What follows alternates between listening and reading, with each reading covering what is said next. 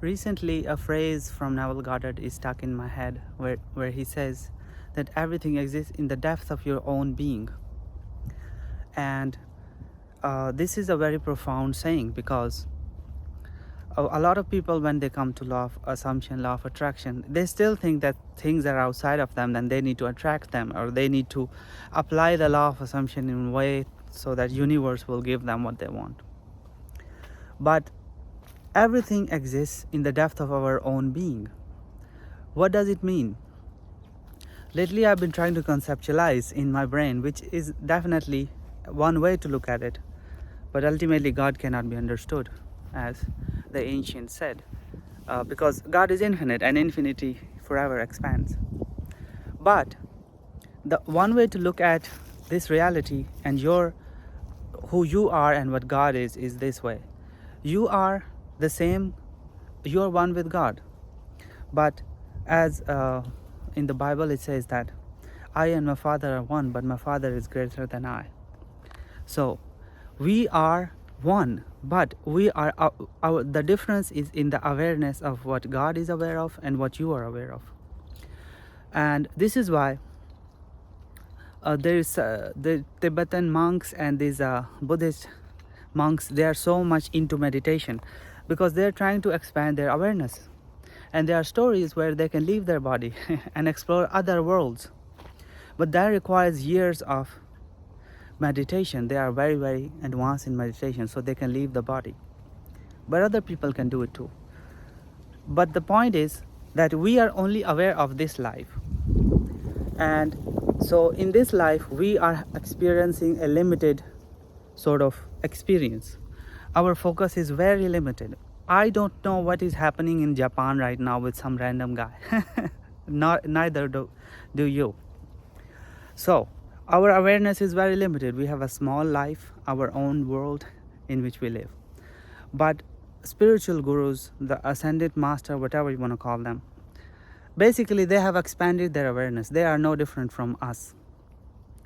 They have expanded their awareness so they can leave the body, just like Neville Goddard talked about slipping into dreams and other worlds and talking to dead people, which is very trippy.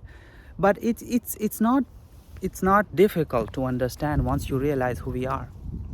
But what God is aware of everything. God is all, as it says in the book The Kabbalion. The all is mind, the universe is mental.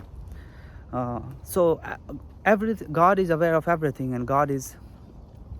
But in this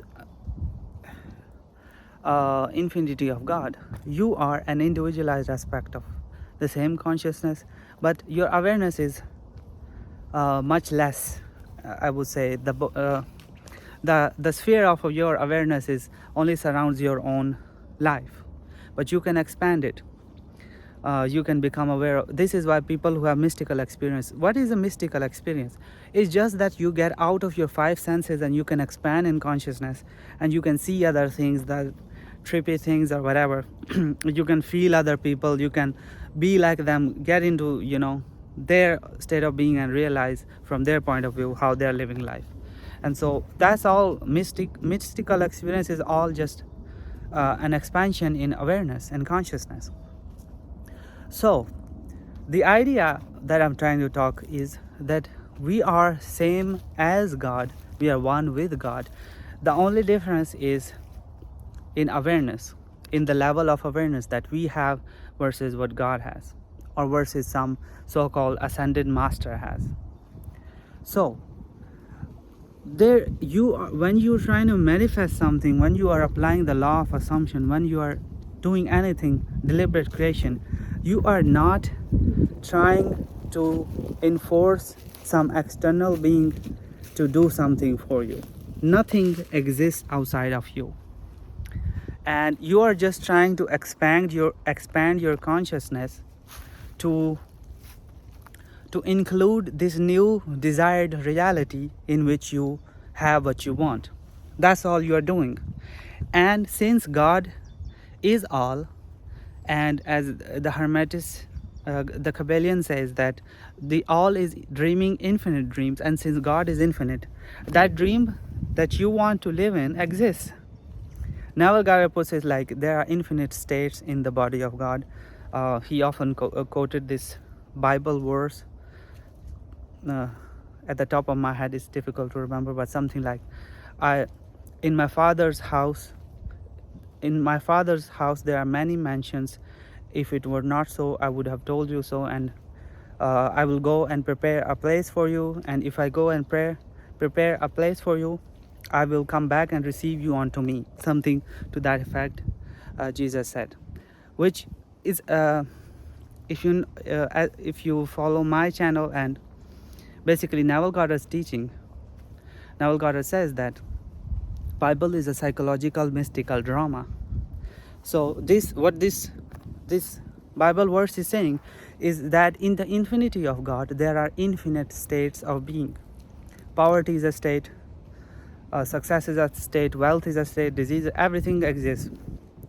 And there are infinite sort of parallel realities or whatever, dreams. It's hard to conceptualize, but the infinity of God, everything that you want exists. And so when you manifest something, here's a good example that when I was trying to get, when I was manifesting my life in Russia, I've never been to a snowy world, at least this absolute winterland like Russia. So I imagine walking in snow, even though I've never really walked in snow. But I expanded my awareness and I imagine that I'm walking in snow and I'm in Russia and I'm married to my wife. So I imagined that. And so I expanded my awareness. My spirit, the inner man within, traveled to that world, even though there is no traveling, it's all in consciousness. But basically, I became one with the desired reality. And then I moved here, just like in a year or so. So what changed? Here's the thing, right? What changed? The only thing that changed was my awareness, right? I expanded my awareness from living in Malaysia to moving to Russia. I became acquainted with a winterland in my imagination. And as Neville Goddard says, your inner man, when you imagine something, it's literally enacting that, because it's spirit. It can move. Consciousness is everywhere at all times, so there is no physicality to it. So when you imagine something and you sustain the feeling of the wish fulfilled, it is literally there. So I expanded in consciousness. And in the enormity or infinity of God, I became one with this dream. And I flew there. You could say flew there, or first it was in consciousness, then I physically, literally moved there. So the point is that there is nobody that we are trying to seduce, like subconscious or God or somebody. It's not outside of you. Absolutely nothing is outside of you. It's within the depth of your own being. This is why I was saying that these words are stuck in my mind, because Neville Goddard said it many times, but I never really quite understood it. But now I understand it, that within the depth of our own being exists everything, because we are one with God. And the only thing that we need to do is expand in consciousness, expand our awareness to kind of get our feelers to that state of being and occupy it and live in it. And then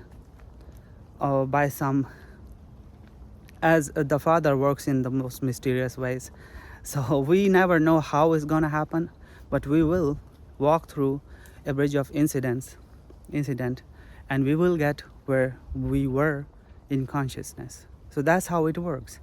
But still, even me now, who is teaching you or talking to you about this, I still sometimes, when I want something, I say, oh, how I'm gonna get it, or how it's gonna happen, or like there are so many things that need to fall in line for me to have that. And then I catch myself, I stop and say, everything exists in the depth of my own being. So what am I doing? Why am I rationalizing it? I just need to I need to stop putting it out there somewhere in some external world, but rather than I need to put it within me, that because it exists in the depth of my own being. So there is no need to ask somebody is what I'm trying to say. There is nothing external. It's all internal, it's all within, and we have access to it. The only difference between the super conscious and our small consciousness is in the degree of awareness. But the gift is that via imagination, we can expand our awareness as much as we want. We can imagine anything. And if we sustain the feeling of the wish fulfilled, we will be put there by the Father. We don't know how. That's not your job. That's not my job.